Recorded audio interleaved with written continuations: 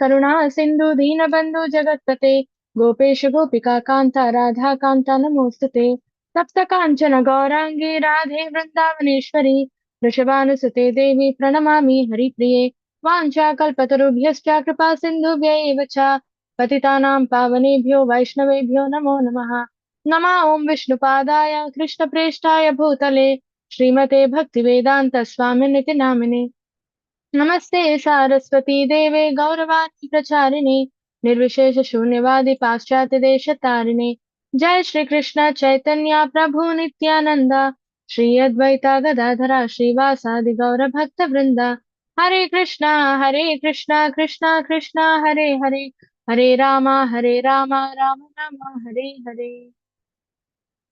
Okay, let's begin. So this is the Kirtan to glorify Vrindavan. Vrindavan Divya धामा रतना रमनो वृंदावन दिव्य रतना रमनो आवृता कल्ली होता है शोभ कनका कमा तारा मध्ये सीता सीता अष्टादश राधानानायिका तारा मध्ये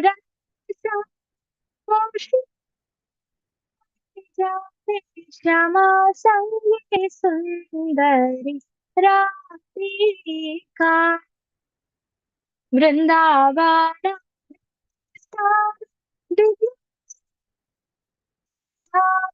रता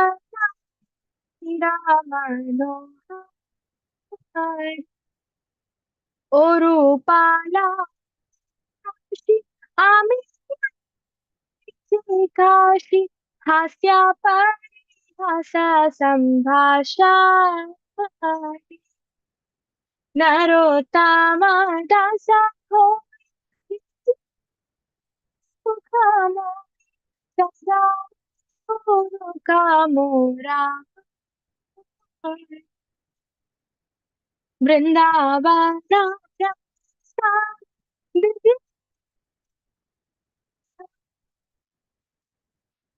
रमनो हरे कृष्णा हरे हरे राम राम राम हरे कृष्णा कृष्ण कृष्ण हरे हरे हरे राम राम हरे कृष्णा कृष्ण कृष्ण कृष्ण हरे Ram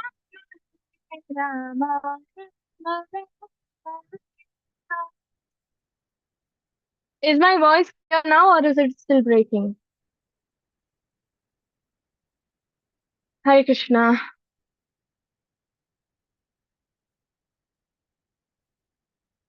Okay, so let's begin with the translation. So this Kirtan is to glorify Vrindavan, how beautiful Dham is, right? And this Vrindavan is eternally situated in Goloka Vrindavan, right? And Krishna, to perform his pastimes, recreates Vrindavan on earth when he comes to perform his pastimes, right? And that is what we have as Rajbhumi near Uttar Pradesh in India, right? So we are very fortunate to having taken birth in India because Vrindavan is situated in India, right? And yeah, let's begin with the translation. Beautiful Vrindavan is filled with Chintamani gems and many jeweled places and temples. Many regal swans play in the waters of the Yamuna, and in those waters, a splendid golden lotus flower grows. In the middle of that lotus is the golden place surrounded by 8 petals. On these 8 petals, the 8 principal gopis reside. And in the center, Lord Shyamasundara and beautiful Srimati Radharani sit on a jeweled throne. The great beauty of divine couple and their charming joking and laughter appears to be constantly showering nectar everywhere. Narottam Das says, I pray that these blissful eternal transcendental pastimes of divine couple may be always manifest in my heart. So let's look at Vrindavan visually and understand, the beautiful place. Um, Let me open Goloka chart. Give me a moment.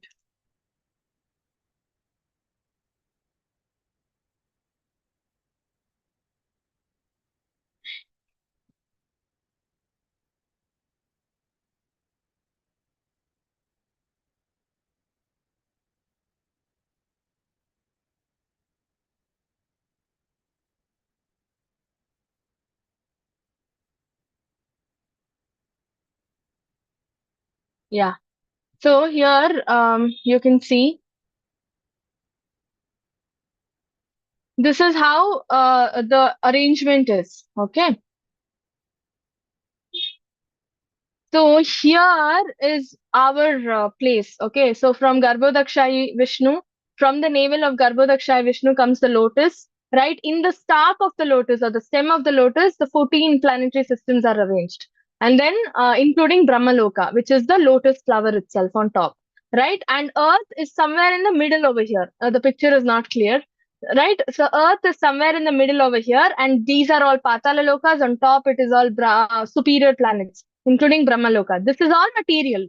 Okay, this is material world.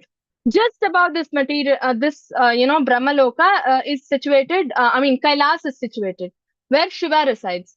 Right, that is also considered material only. Okay, even that is destructed during the time of dissolution. Then after Shivaloka, that is Kailas, Mahesh Dham we say. After that is Vaikuntha. So from here, this line you can see, no? From here, it is all spiritual world. Below that, it's all material world, which is subject to dissolution. Right? Above that, it's all spiritual world. So if you see, spiritual world is 3/4. 75% of the sky, total sky is made of spiritual world. Only 25% is material world. We are thinking our world is only so huge, no? But it's not even 25%. Right? And everything else is all spiritual. So spiritual world or spiritual sky consists of Vaikuntha planets. You can see over here so many Vaikuntha planets, right? And even above Vaikuntha is Golok Vrindavan. Okay, so even above Vaikuntha comes Golok Vrindavan, where you can see in the picture, right? So even above Vaikuntha is Goloka Vrindavan, and Goloka Vrindavan, as you see in the picture, yeah, the petals. It's not normal. Okay, it's beautiful. It's made of lotus flower. Can you imagine? The entire Goloka Vrindavan is made of lotus, as you see in the picture, right? And every petal is a home for a particular servitor. Okay, so all the servitors, when we go to Goloka, in case we get a chance, after we purify ourselves and we become devotees, and when we go back home, back to Godhead, back to Goloka, we will also be residing in these petals. Can you imagine? Right? And the starting in the front, no, the 8 petals that you can see, these 8 petals are places for 8 principal Sakhis or Ashta Sakhis that we have. Like in Mayapur, if you go, there's Radha Madhav. And then here, this side, on the side of Krishna, there are 4 Sakhis. On the side of Radha, there are 4 Sakhis, right? So those are the principal Sakhis. They are very, very important Sakhis, right? So they reside just, in the front itself, front 8 petals, right? And then less important, there are totally 108 Sakhis, no? Very out of that, the most important are these 8 Sakhis. So remaining Sakhis reside in the remaining petals, right? So all servitors reside there in petals. Can you imagine, right? That is how lotus. That's how big lotus there is in Goloka Vrindavan. And the middle portion, even in between the petals, right? You can see there Radha Krishna reside, right? Eternally, it's so beautiful. right? Radha and Krishna reside. They perform their transcendental pastimes non-stop in Golok Vrindavan. Pastimes keep happening non-stop, right? As little Krishna, he goes and steals butter. As grown-up Krishna, he dances with the gopis, right? As even smaller Krishna, he keeps playing mischief with Yashoda Mata. So these pastimes eternally keep happening. He keeps playing with Gopabalas, right? He goes to the forest and tends the cows, Surabhi cows, right? Eternally, it just keeps happening. There's no time limit in Golok Vrindavan. Nobody ages over there, right? No disease over there. It just keeps happening. It's just happiness, nectar, you can say, right? And all the trees over there are kalpa vrikshas, right? Kalpa vrikshas. You go ask the tree whatever you want, the tree will give you, right? If you go ask a tree here, if you go and ask an apple tree for mango, will it give you mango? No, you had only apple, right? But there it's kalpa vriksha. You go ask a tree, I need ice cream, the tree will give you ice cream. I need sweet, the tree will give you sweet, right? And you can take it, offer it to Krishna. How beautiful it is, right? You don't even have to work hard, right? And there are four entrances to Golok Vrindavan. You can see, right? And one of the main entrance you can see over here, Shweta Dweep, and that is Mayapur. Through Mayapur, you can go to Goloka. We are, I'll show you. We are over here. Our place is over here. Okay. Earthly planets. We are all residing over here. And from here, we need to go here. Can you imagine? If you, how do you take that leap or jump? Right? It's impossible. So the shortcut is through Mayapur, right? If you go to Mayapur, through Mayapur, as in through Mayapur, as in through chanting the Hare Krishna Mahamantra, because who resides in Mayapur? Chaitanya Mahaprabhu, right? And what is he told us? You need to chant Hare Krishna Mahamantra and you'll immediately get delivered, right? That is Shvetadweep or Navadweep, right? Through this is the shortcut that we have. Other shortcuts are very, I mean, other entrances are very difficult. You need to perform severe austerity, dharma, and so many other things. It's so difficult, not for us. Chanting is so easy that in itself we are not able to do, right? So that is the shortcut entry that we have to Golok Vrindavan. Whether we are qualified or not qualified doesn't matter, right? Doesn't matter because Chaitanya Mahaprabhu, Nityananda Prabhu, they are Karunyamayi avatar, Karunyamayi Nithai, right? So they deliver people who are not even qualified to go to Vrindavan, right? They deliver. यारे देखो तारे कहा कृष्ण उपदेश हमारा आज्ञा. Chaitanya Mahaprabhu says, upon my order, each of you can become gurus and deliver all the fallen souls. We are, first of all, we are only fallen. We are least qualified to become a guru, right? But Chaitanya Mahaprabhu says, it's okay. I don't see your qualifications. Upon my order, I'm ordering you to become a guru. So each of us have gotten the order from Chaitanya Mahaprabhu to become guru, to preach Krishna, to give Krishna to others, to teach others Hare Krishna Mahamantra. We need to practice ourselves, ask others also to practice. Right? And just easy, right? Through chanting the Hare Nam, Hare Krishna Mahamantra, you can go back home, back to Godhead. Right? So it's very easy, no other austerity or nothing to be performed, and yeah, it's very easy. Yeah, so we will start with Vaman Avatar today. So last class we finished Narsimha Avatar, right? So anybody knows any wants to answer like any important lesson you all learned in Narsimha Avatar? Yes, Amita Mataji. Any important lesson that you've learned, or any what did you learn from Narsimha Avatar, or what inspired you? You can also put your answers in the chat. Hare Krishna. Don't lose faith in the Lord. Yeah. Hari Bol. Do not lose faith in the Lord. And what else? Others.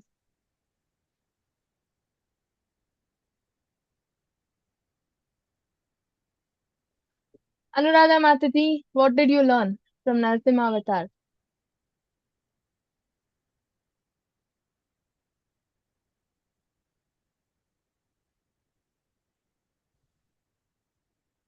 Yeah, I got an answer in the chat as well. Yeah. Always pray to Krishna when you're in difficulty and Krishna will help, right? Krishna will definitely help. Yes. Always, never lose faith in the Lord. This is one of the wonderful lessons that we got to learn. as Mataji said, right? Because whatever difficulty we are put into, it's because of our own karma. It's not that Krishna is coming and giving us that difficulty. Why will he give us difficulty? He is our father. He loves us more than how much we love him, right? And definitely he cannot push us into difficulty. It is because of our karma and our, uh, um, what do you call, it's because of our own desires to enjoy the material world in a bad way, causing ill to others, right? When we do bad to others, definitely we will also have to face those bad things ourselves, right? And it's just action and reaction, right? And yes, we've done a lot of bad things, but now we have come to realization that we are not supposed to do those bad things, and we are in the process of cleansing ourselves, right? And stopping sinful reactions. How do we stop? By praying to the Lord and chanting the Hare Krishna Mahamantra, right? And immediately, because we've taken this path of Krishna consciousness, we've accepted, right, the Hare Krishna Mahamantra. We've accepted Krishna to be the supreme personality of Godhead. We are all considered pious. We are considered, good souls who are obedient to Krishna, right? And definitely Krishna will take charge of us and help us in any difficulty we have, right? Once what happened, I'll just start the class with a small incident. So once what happened, there was an old lady. She was a disciple, okay, of Srila Prabhupada, and she was chanting the Hare Krishna Mahamantra. Okay, she was chanting loudly and she was chanting. And in that particular country, I don't know which country, but in that particular country, if you chant Hare Krishna, you'll be put into the jail. Okay, and you're forcefully asked to stop chanting, right? So that kind of a country. And she was an old lady. She was constantly chanting. Everybody asked her to stop. She didn't stop. So what happened? The cops and all the big people, no rivalry people, they came and start beating her up. Okay, all of them started coming and beating her up. She's an old lady. She cannot take all that, right? The physical pain. They were like, you stop chanting, we will stop beating you. If you continue to chant, we will beat you to death. That's what they said. Okay, this old lady did not give up. Okay, she kept on chanting and chanting and chanting. And when the pain was too much for her to take, you know what she did? She chanted Prabhupada's Pranam Mantra. Can you imagine? She chanted Prabhupada's Pranam Mantra, and immediately the person who was beating her stopped beating. So everybody was astonished. Why is he stopped? Why did he stop beating her? Right? She was closing her eyes and she was chanting Prabhupada's Pranam Mantra with full faith in Prabhupada, because she is the spiritual daughter. She is the disciple of Prabhupada, right? And everybody asked him, why did you stop beating? And you know what that person said? He said, I could see a figure. I could see an old man, like in a shadow like figure with bald head, wearing saffron clothes, okay, who stood right in front of me. Okay. He said, he stood right in front of me. So everybody was like astonished. What? I cannot see any Prabhupada. How could you see Prabhupada? Right? And then he was like, no, he's coming, walking in front of me, and he's asking me to stop. He's holding my hand. How will I beat her? Right? So Prabhupada came in the form of Narasimha Dev to protect that old lady who was suffering, right? Because when you have faith in your guru, when you have faith in the process, the sadhana process that we have, chanting the Hare Krishna Mahamantra, when you have faith in your guru and your and Krishna, right? Guru and Govinda, what happens? Krishna will send help when you need it. He's not going to leave you, right? When you have a problem, Krishna will definitely come and protect you in some or the other form, right? And Prabhupada Pranam Mantra protected her, right? So we usually pray for Narasimha Dev, right? Our Guru is everything. Our Guru can be Narasimha Dev, our Guru can be Krishna, our Guru can be anybody, because the Guru is who? Representative of Krishna, right? Sakshat Haritvena Samasta Shastra. We sing this in Guru Ashtakam every day in the morning, right? Sakshat Haritvena Samasta Shastra. Sakshat Hari, our Guru is nobody else. He's Sakshat Hari himself, who's come in that form. Krishna has come in the form of Srila Prabhupada. Krishna has come in the form of Srila Japataka Swami Guru Maharaj. Krishna comes in the forms of these merciful, representatives, empowered incarnations, just to protect us from the Lord, from the Maya, right, or material world, right? So Narasimha Dev came and protected Prahlad. Prabhupada came and protected this old lady. And if you have faith in your Guru and Krishna, Krishna will definitely send help when you need. Right? Rakshishiti iti Vishwasa. One of the 6 symptoms of surrender. to the Lord. When we say we are all surrendered to the Lord, we have 6 symptoms, right? If you only when you satisfy, when you fulfill all those 6 symptoms of surrender, then you are said you are surrendered to the Lord, not otherwise. What are the 6 symptoms? Anybody knows?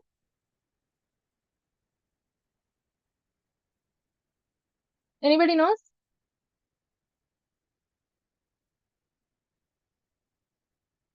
No one knows? 6 symptoms, yeah. The 6 symptoms, one of the 6 symptoms is this same thing, Rakshishyati iti Vishwaso. Having strong faith that Krishna will protect me no matter what is the difficulty. Any difficulty I'm put into, Krishna will come and protect me. Like Draupadi, right? Draupadi is one of the best examples. She was being insulted in front of the entire court, in front of the entire people. Still, she did not lose faith, right? She called out Govinda, Govinda, and Govinda came and protected her with a long sari, right? So that is called Rakshishyati iti Vishwasa, having strong faith that Krishna will protect. Then accepting everything that is favorable for Krishna consciousness, like getting up early in the morning, chanting 16 rounds. So time consuming, so difficult to get up early in the morning, right? Till you accept it, you will voluntarily take up that pain of waking up early in the morning, 4 o'clock, 3:30, taking bath, attending Mangalarati, finishing your chanting. Why? Because even if it is difficult, you will still accept it because you surrender to the Lord. If you're not doing it, you have not surrendered to the Lord, right? Then rejecting everything that is unfavorable for Krishna's service, right? Like eating non-veg, you reject it outright. You say, no, Krishna said, Patram Pushpam Palam Toyam. Krishna did not say chicken, mutton. Right? If Krishna said chicken, mutton, we would cook chicken, mutton and offer it to the Lord. And we would eat that as prasadam. Whatever Krishna wants, we need to cook that, right? And because we are cooking for him, not for ourselves. So whatever he wants, we need to cook. So we need to reject everything else. So rejecting everything else which is not favorable for Krishna's service is the second symptom. Then Goptrutva Varanam Tata. So three symptoms we discussed. Fourth symptom is Goptrutva Varanam, right? Accepting Krishna as our maintainer, not our boss, husband, mother, father. No, Krishna is our maintainer. Krishna is giving them money so that they are able to maintain you at home, right? So it is Krishna who is maintaining us. That is Goptrutva Varanam. And then Atma Nikshepa, right? Atma Nikshepa is giving ourselves to the Lord. It is, surrendering. That is what we will be learning in Vamana Avatar, right? Bali Maharaj self-surrender. He gave himself to the Lord. He said, Vamana Dev was like, where do I keep the fourth next step? And Bali Maharaj said, I keep it on my head because I don't have anything else. He gave himself, right? That is called Atma Nivedana, self-surrender. And then Nikshepa Karpanya, being meek and humble in front of the Lord, right? Always, treating ourselves like animals, like worms in the stools in front of the Lord, treating Lord to be superior, and we are just servitors, servants of the servants and of the servants of the Lord. That should be our attitude, right? Because Krishna is so opulent and he's so rich and he's so great, right? Vishwarupa Sandarshan, we all saw how great Krishna is. What are we? We are not great. So having that kind of meek and humble attitude in front of Krishna and his devotees is also one of the symptoms of surrender. So now you know it's a checklist. These 6 things, if you are able to fulfill, if you are having these 6 things, then you can call yourself you've surrendered to Krishna. Otherwise, you've not surrendered. None of us are surrendered, right? We are all trying to. And that trying process is what is called as sadhana, right? And how do you catalyze this process? And how do you surrender to Krishna faster? By chanting Hare Krishna Mahamantra 16 rounds a day. First, we need to surrender to Prabhupada, follow accepting his instructions. He has asked us to chant 16 rounds. If you surrender to Prabhupada first, for following the instructions he has asked us to do, then you can surrender to Krishna automatically, easily, right? So, because Prabhupada is the current Acharya, he's the representation. He's the representative of Krishna, right? Yeah, with that, on that note, let's begin the class today. Vamana Avatar, or the dwarf incarnation, as you see in the picture. So Vamana Avatar, what does Vamana Avatar represent? Anybody knows? Krishna has 6 opulences, right? He has so much of money, rich. He is very strong. Yeah, Hamida Mataji. What do you want to know? What did you ask? Sorry. The question was what does Vamana Avatar represent?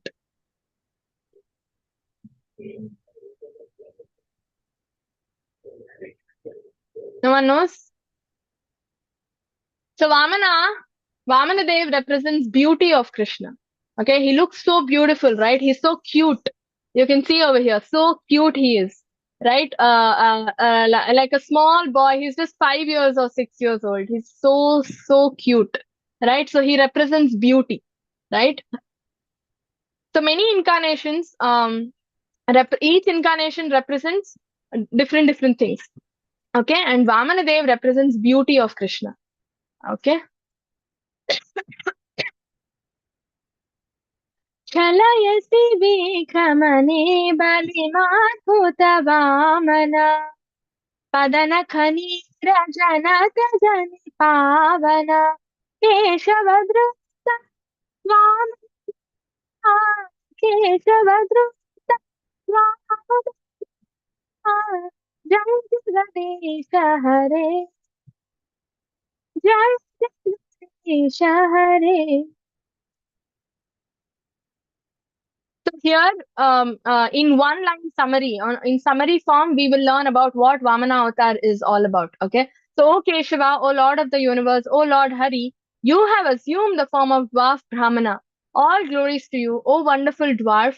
By your massive steps, you deceive King Bali, and by the Ganges water that has emanated from the nails of your lotus feet, you deliver all living beings within this world. So all the details of Vamana Avatar is being told over here in one line. Okay, so basically, what's the main idea of Vamana Avatar? He comes and delivers Bali Maharaj, right? By taking three massive steps, he makes Bali Maharaj realize the devotional service and Vamana, the glories of Krishna and everything, and delivers Bali Maharaj. At the same time, Ganges water has also come out from the toenail of Vamana Dev. That is the origin of Ganga Mata. Where does she come out, or how is she taken birth? She takes birth from the toenail of Krishna. I mean Vamanadev, right? Vamanadev's toenail. That is the place of origin for Ganga Mata. So Ganga Mata's father is actually Vamanadev. Okay, and yeah.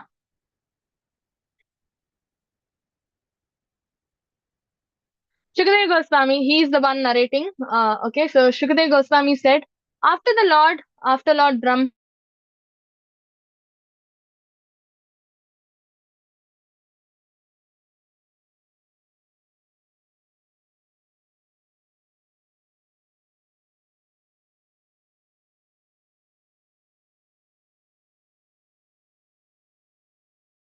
appeared in the form of Krishna. Blooming lotus, right? So beautifully described. So, how is Vamanadev born? That's where we start with, right?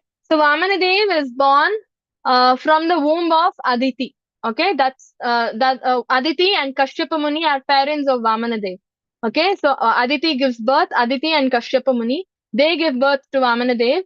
And Vamanadev is Vishnu Tattva. He is Vishnu himself. Nobody can give birth to him. It's just for pastime purpose that he appears through the womb of Aditi and Kashyapa Muni. Okay, they are the parents, and so he appeared. When he was born, he had four-handed form, right? Because he is Vishnu himself, right? He is Vishnu Tattva, so he has four hands, and the Shanku Chakra Gada Padma. Each of those hands they're holding, and then he was dressed in yellow clothes. Vishnu always dresses up in yellow garments. Okay, and his eyes appeared like the petals of a blooming lotus, right? His eyes, even Krishna, we compare. Namak Pankaja Nabaya, Namak Pankaja Maline, Namak Pankaja Netraya, Namaste Pankajangraya, right? Namak Pankaja Netraya. So Krishna's eyes are always compared to lotus petals, and his feet are compared to lotus. His body is compared to lotus as a whole. His face is also said lotus face, right? And we say lotus eyed one. So his petals again lotus, right? And so lotus is very soft, very pure in nature, very beautiful. So we compare Krishna always to lotus, right? So whenever and wherever there is a, yeah. So the next question is, why did Vamanadev appear, right? So why did Vamanadev appear? Krishna says in Bhagavad Gita, he appears for two reasons, right? First one is whenever there is a decline in religious practices. When adharma predominates, right? When adharma predominates, he appears. just to bring dharma samsthapanarthaya sambhavami yuge yuge, right? To re-establish dharma, he comes, and paritranaya sadhunam vinashaya ch duskritam.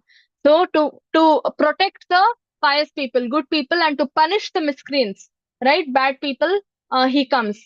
And then he also comes a millennium after millennium to re-establish the dharma or the religious principles which are lost, right? My dear Lord, you have assumed, give me a moment.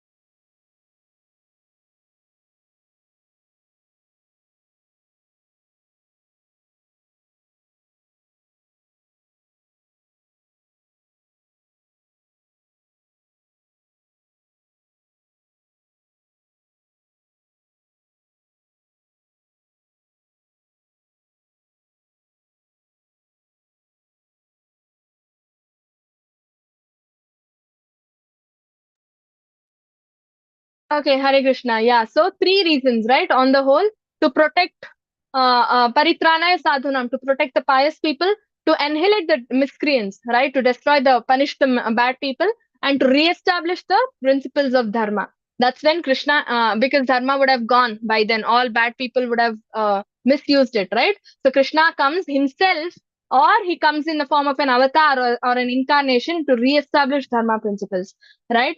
So, my dear Lord, you have assumed this body in order to diminish the sinful activities of the fallen, to enrich their knowledge in devotion and liberation. Since these sinful people are dependent on your direction, by your own will, you assume incarnations as a boar and as the other forms.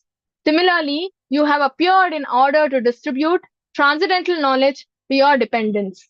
Right? So, Krishna, we've already seen a lot of avatars, right? Varaha avatar, Narasimha avatar, right? So different forms: Matsya, Kurma, Varaha, Narasimha, and this is the fifth one, Vamana, right? So it was all different, right? It was fish incarnation, tortoise, boar, male pig, right? And then half lion, half human form, right? However, it is activity oriented. What kind of demon he needs to kill, what kind of purpose he needs to fulfill, right? Based on that, he will decide what form he wants, and he will take that form of incarnation, and he comes to this world.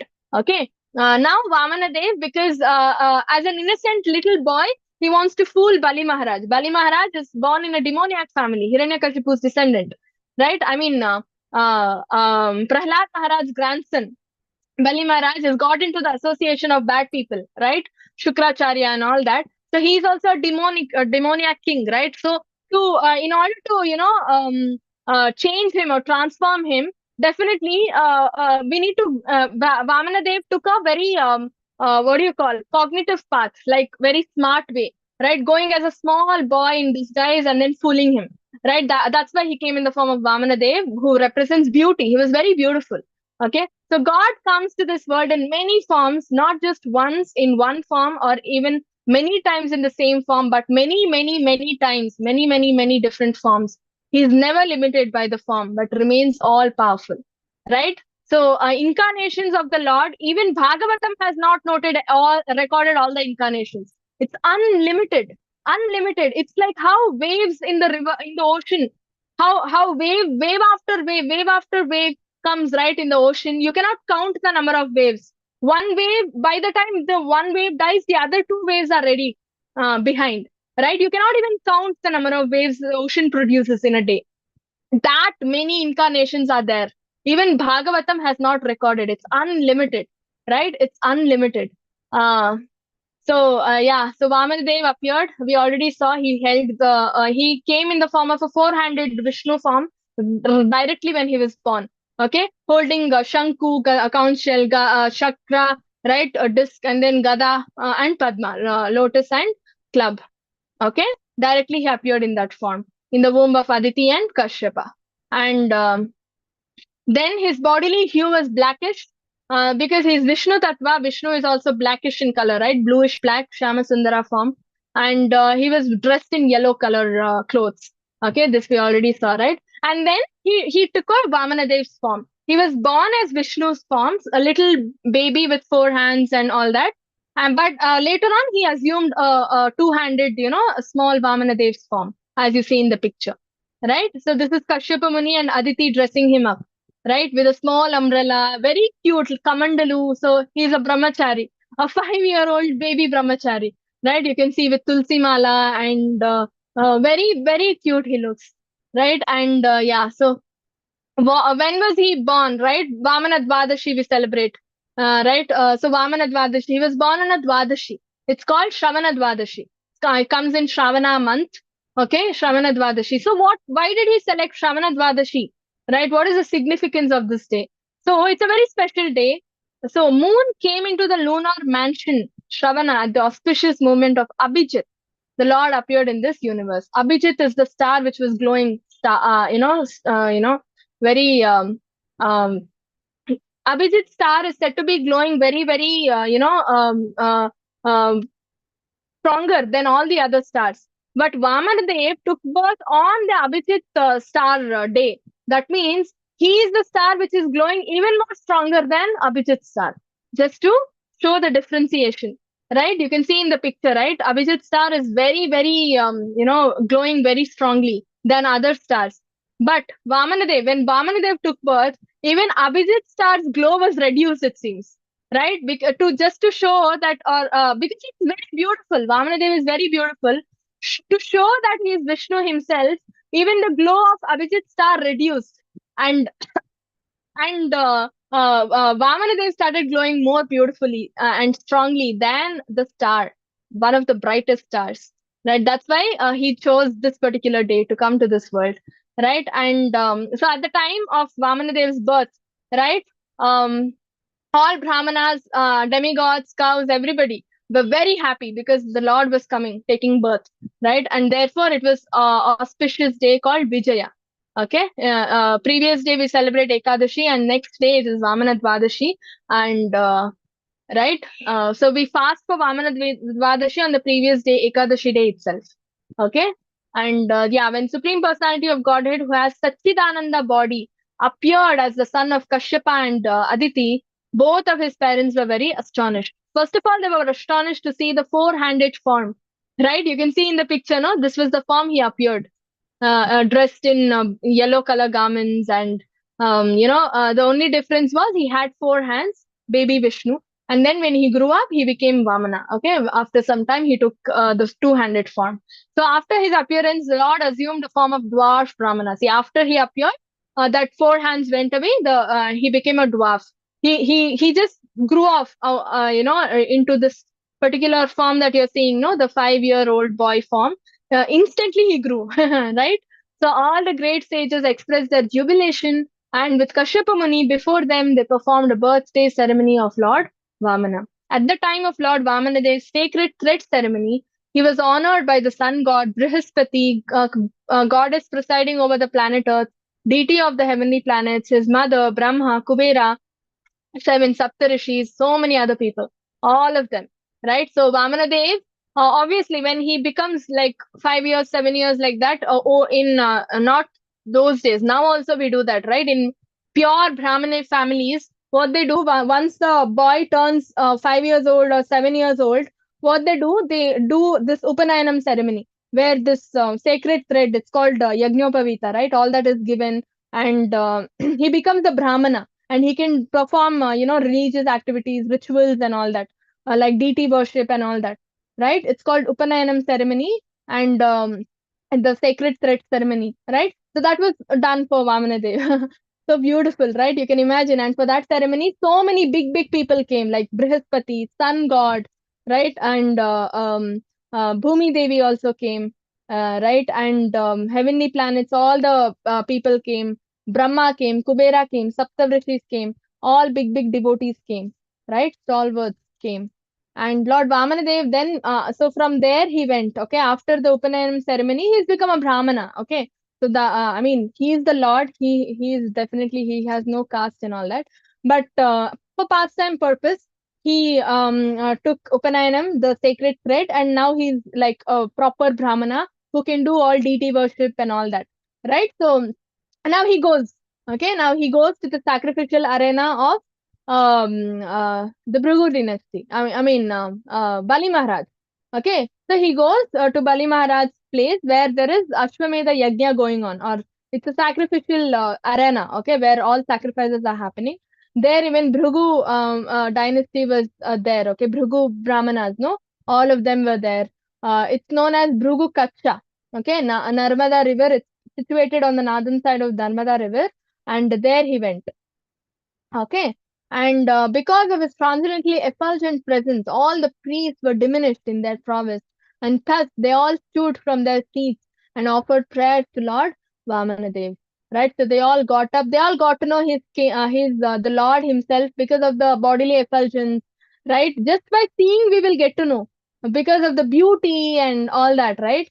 So he was very beautiful. So all of them got to know that he is Vamanadev himself. I mean, the Lord Vishnu himself, and they all started offering obeisances the moment they saw Vamanadev there. Although he was in a kid form, everybody started, praying or paying obeisances to him. So now comes the appearance of Vamanadev, how he actually dressed, right? So he was wearing a belt made of munja straw, okay? And then his upper garment was a deer skin, and then he was wearing that sacred thread which he got during that ceremony, and then he was carrying a danda and kamandalu, okay, an umbrella also, okay. Kamandalu is water pot, and then he was having an umbrella, and he was holding danda because he's a brahmachari, right? Brahmana. And then this is how Vamanadev looked. And why is he looking so beautiful? Is because of the height. He was so small, right? And with all this, he looked very very cute. Okay, and then he went to Bali Maharaj, sacrificial arena. Okay, dressed this way. So Bhrigu Maharshi is a one of the seven great sages, Saptarishis, right? So he is also Prajapati. Okay, so he is married Brahmana. He is not a brahmachari Brahmana. Bhrigu Rishi is a married Brahmana who produces children because he is a Prajapati, and he is one of the Saptarishis, the main seven main rishis that we have. He's one of them. So he's a very, very important, he's a very powerful Rishi. Okay. And then when the Lord heard that Bali Maharaj was performing Ashwamedha sacrifices under the patronage of Brahmanas belonging to the Bhrigu dynasty, the Supreme Lord, who is full in every respect, proceeded there to show his mercy to Bali Maharaj. Can you imagine? So now he understood from Bhrigu Maharaj, he learned that Bali Maharaj is also doing sacrifices. What kind of sacrifice? Ashwamedha Yajna. Okay, he's doing Ashwamedha Yajna. Right? So Vamanadev understood, and now he went to Bali Maharaj sacrificial arena just to play his trick, to trick Bali Maharaj, give him mercy, and convert Bali Maharaj into a devotee. Right? The Lord finds different ways to convert different people into devotees. Okay, like for example, Narada Muni. How did Narada Muni become a devotee? In his previous janma, he was born as a maid servant's son. Okay, so he ate prasadam, remnants of Vaishnavas. There were a couple of Vaishnavas, Bhakti Vedantas, okay, who had visited their city, and his mother used to cook for them because she was a maid servant, right? So he also used to go and eat whatever was left in those plates, though, of those Bhakti Vedantas. He used to just eat those remnants, and he became a devotee. So Krishna uses different ways to convert different people into devotees, right? Rukmini, how did Rukmini become a devotee of Krishna? He heard, he heard from Narada Muni. There is this particular person. He's very beautiful. He conquered that king today. He conquered this king today. Narada Muni used to say all this to Rukmini's father. So she used to hear. She used to hear little bit, little bit. She used to hear, and she became a fan of this Dwaraka king Krishna, and that's how she became a devotee by hearing. Narada, by eating prasadam, he became a devotee. Rukmini, by hearing about Krishna, she became a devotee, right? And Kumaras, the four Kumaras, right? The four Brahmachari Kumaras, how did they become devotee? By smelling the tulsi which was stuck on Vishnu's lotus feet, right? We usually put tulsi with chandan, and we stick it on the feet of the Lord. Okay, if we have deities or pictures at home, that is what we do, so that Krishna stays in our house forever. He becomes flat if you do that. He will never leave you. Even if you send Krishna, he will not go. If you put chandan and tulsi, like take tulsi leaf, put chandan and stick it to the lotus feet. Okay, either on the picture or on the vigraha, and pray every day. Okay, he will never go. Even if you want him to go, he will not go from your life or from your house. So these four Kumaras went to Vaikuntha, smelled that tulsi, okay, on the lotus feet of Vishnu, and they became devotees. Because of the smell of the tulsi, which was stuck there, they became devotees by smelling. So different people have different ways of becoming devotees. Krishna decides who should take which way, right? So for Bali Maharaj, Krishna decided this way. How? By tricking, taking away the wealth from Bali Maharaj and then making him a devotee, right? So this way we need to understand. Yeah. So Bali Maharaj is also, because of his self-surrender attitude, Atma Nivedana, right? He gave away everything, all the wealth. He gave him his body also, right? He said, "Put your leg on my head," he said, right? So because looking at all that, Vamanadev was so pleased with Bali Maharaj, and Bali Maharaj is going to become the next Indra. Can you imagine? Right? Bali Maharaj is going to become the next Indra after this millennium, after Indra's period is over, current Indra's period is over. Next Indra is Bali Maharaj. Can you imagine? And Hanuman is going to become next Brahma, right? So this way, based on our qualifications, if we are pleased, Krishna is pleased with us, he will give us proper positions.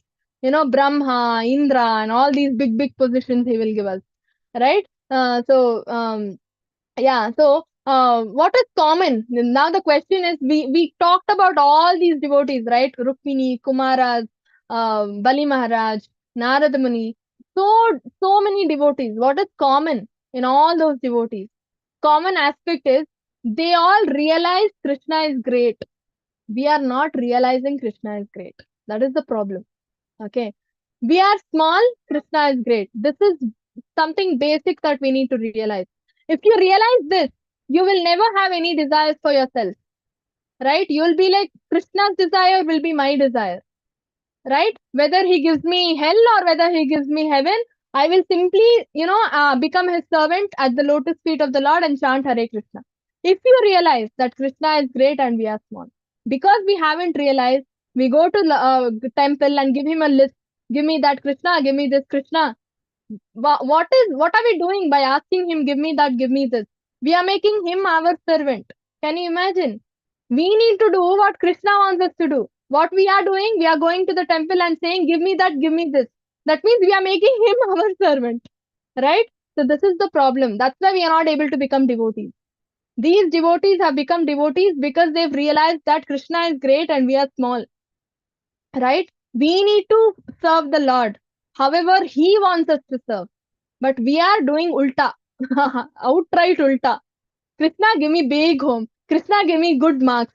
Krishna, give me good car. Give me promotion. What are we doing? We are giving orders to Krishna. Do this, do that, and he needs to do. Only then he is God. Otherwise, he's not God. That's our mentality, right? That's why we are not able to progress in our bhakti, right? So we need to change from the root. We need to change these perceptions. That's why we are learning Bhagavatam, right? I mean, all these different incarnations and lessons from different devotees. This is the reason. Learn from them. What made them devotee? Why are we not becoming devotee? Small gaps, small mistakes, right? We need to correct them. Then we will also become that. We will also go to that stage, right? So even Lord Shiva accepts on his head the Ganges water generated from the toe of Lord Vamanadev.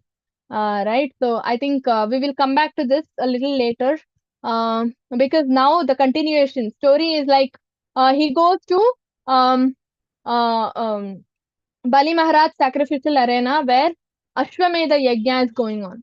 Okay. Ashwamedha Yajna is going on. He's reached there. So Bali Maharaj sees, okay, there is this small Brahmana who's come. Okay. He invites him, calls him inside the house, makes him sit and all. And then because he's a Brahmana, a Kshatriya, Bali Maharaj is a Kshatriya, right?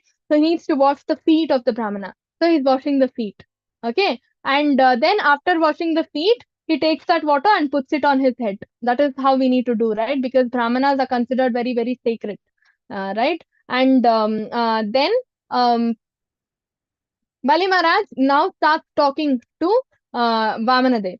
Okay, Bali Maharaj now starts talking to Vamana Dev about like how are you, and all. He starts asking, right? And how is your welfare and all that. Okay, and then he asks, as a kshatriya, as a king has to give lot of wealth to brahmanas, because brahmanas they sustain on the king's gifts only, right? Brahmanas advise kings, give them knowledge on how to rule, and in return these kings need to give them money and wealth and all. That's how the process practices, right? So now Bali Maharaj says, what do you want? Money, jewels, anything you want, I will give you. That's what Bali Maharaj says. See, very cleverly, Vamana Dev is tricking Bali, right? So Bali is very generous. He's a king and there's a brahmana there, so he needs to give as a king, right? So he says, money, jewels, anything you want, you take, I will give you, right? And uh, then what happens? Bali Maharaj says, I'm sure that you've come home for something. Only then Brahmanas visit palaces, right? When they want something. So I'm sure you've come home for something. You ask me what you want. I will definitely give you, right? And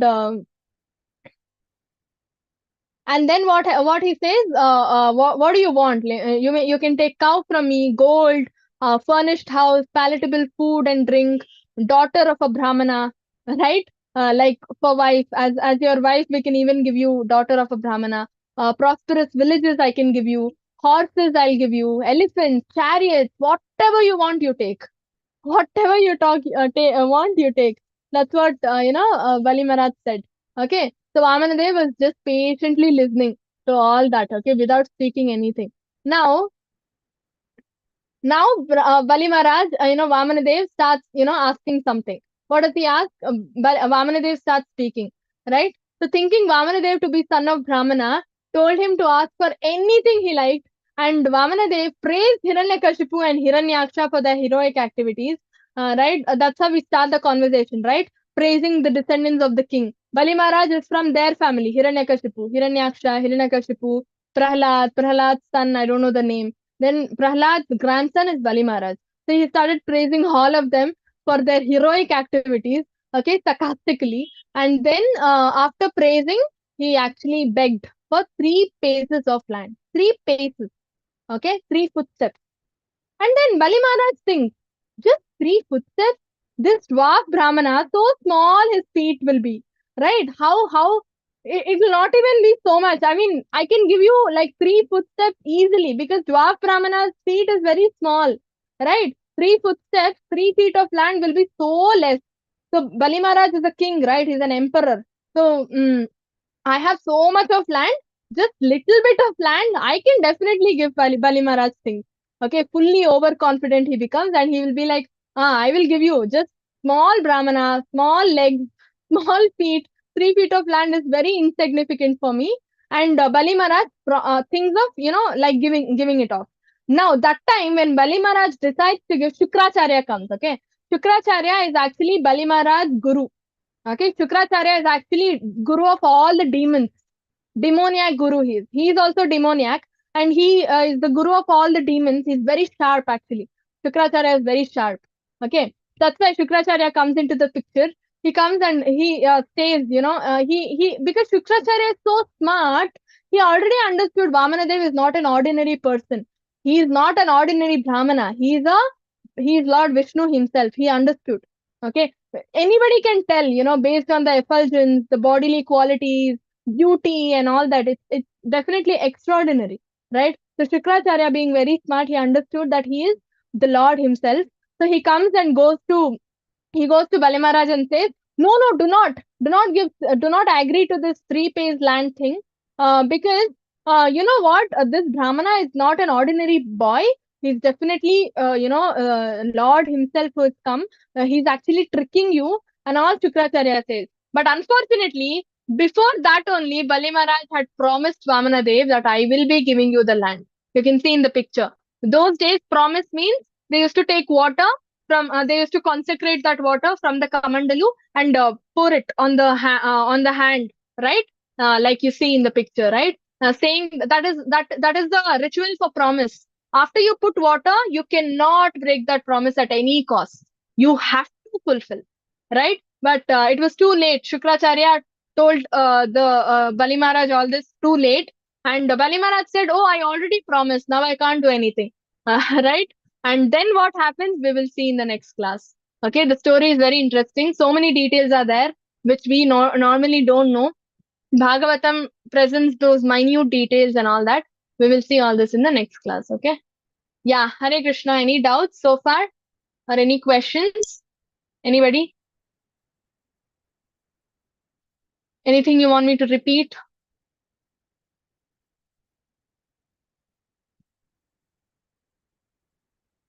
No? Everything is clear? Okay. We can end the class then.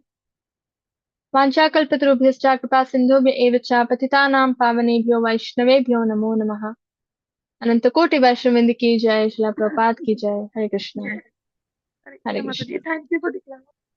हरे कृष्ण माता जी हरे कृष्ण या will and then Hare Krishna